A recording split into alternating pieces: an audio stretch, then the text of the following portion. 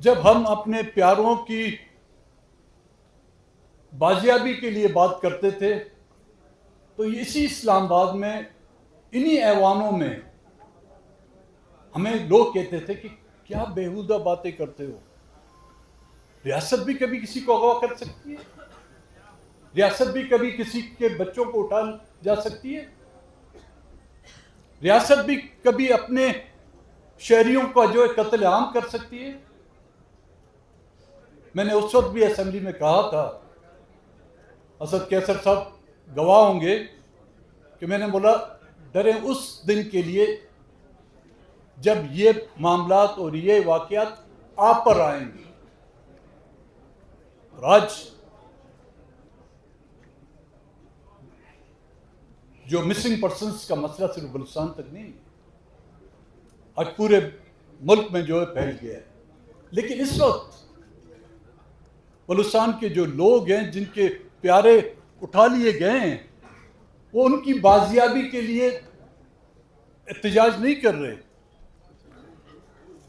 وہ ان سے ملاقات کے لیے جو احتجاج نہیں کر رہے۔ وہ مائیں، وہ بہنیں، وہ بھائی، وہ بزرگ، اب جو ان کی ڈیمانڈ یہ ہے کہ ہمیں ان کی لاش ہمارے سپرد کی جائے، ان کی ڈیمانڈ اب یہ ہے کہ ان کی لاش کا آخری دیدار ہمیں کرایا جائے۔ وہ ماں آج جو آنسو ٹپکا رہی ہے وہ 25 سال کے اس نوجوان کی بازیابی کے لیے نہیں، اس کی مسخ شدہ لاش پہ جس قبر میں دھکیل دی گئی ہے وہ اس قبر کی نشاندہی چاہتی ہے کہ اس کی قبر کہاں ہے اور اس پر جا کے 2 نفل جو ہے پڑھ سکے۔ کل یہاں پہ ایک بزرگ ریٹائر بریگیڈیئر صاحب تھے، انہوں نے جس انداز میں بات کی، خوش نصیب ہیں آپ لوگ جو اس انداز میں بات بھی کر سکتے ہیں۔ ہم تو بلوچستان ہاؤس میں اگر بات کریں تو خیبر پختونخوا ہاؤس پر اس بیچ میں جو سڑک ہے وہیں سے ہم اٹھا لیے جاتے ہیں۔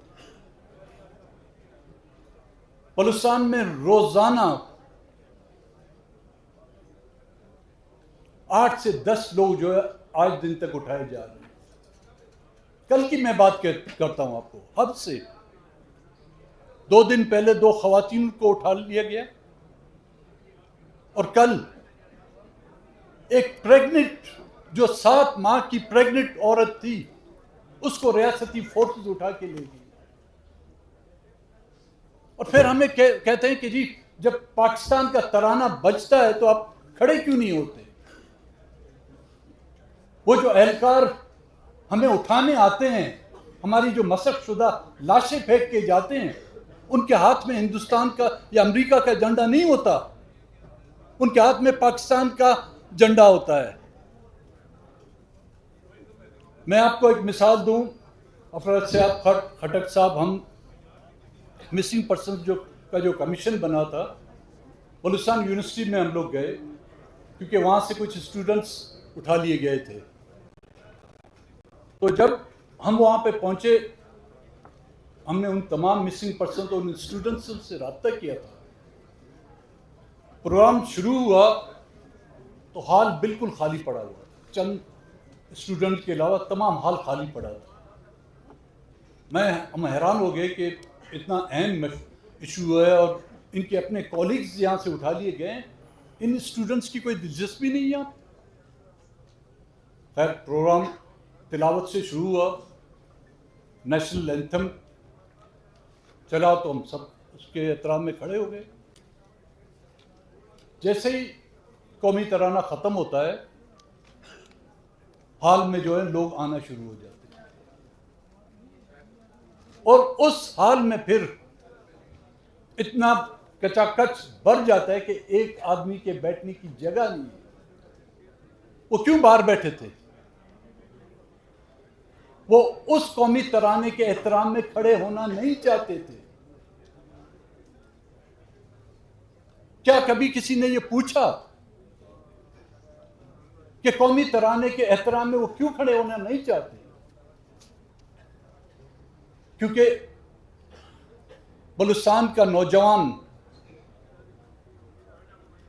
پاکستان کی سیاست، پاکستان کے پارلیمنٹ، پاکستان کے آئین اور پاکستان کی پولیٹیکل پارٹیوں پہ جو ہے اس کا یقین اٹھ گیا ہے. وہ نہ اس آئین کو اپنا سمجھتا ہے، نہ ہی پاکستان کے جھنڈے کو اپنا سمجھتا ہے، نہ ہی پاکستان کے قومی ترانے کو اپنا سمجھتا ہے. کیوں؟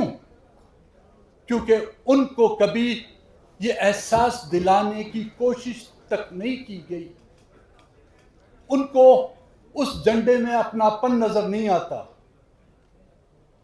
ان کو اس قومی ترانے میں اپناپن نظر نہیں آتا، ان کو اس آئین میں اپناپن نظر نہیں آتا، ان کو اس ملک کی ان پولیٹیکل پارٹیوں نے جو ہے کبھی ان کو اپنایا نہیں. آج ہم 73 کے آئین کی بحالی یا اس کی اصل جو صورت ہے اس پر بات کرنا چاہتے ہیں. معذرت کے ساتھ اس آئین کا حلیہ تو ہم دیکھ لیں پہلے. اس کا حلیہ کس انداز میں بگاڑ دیا گیا ہے. Sorry to use these words. This Ain Constitution has been read not once, not twice, I don't know how many times. اجتماعی زیادتی کی گئی اس آئین کے ساتھ، انصاف کے ترازو کے نیچے اس کے ساتھ اجتماعی زیادتی کی گئی.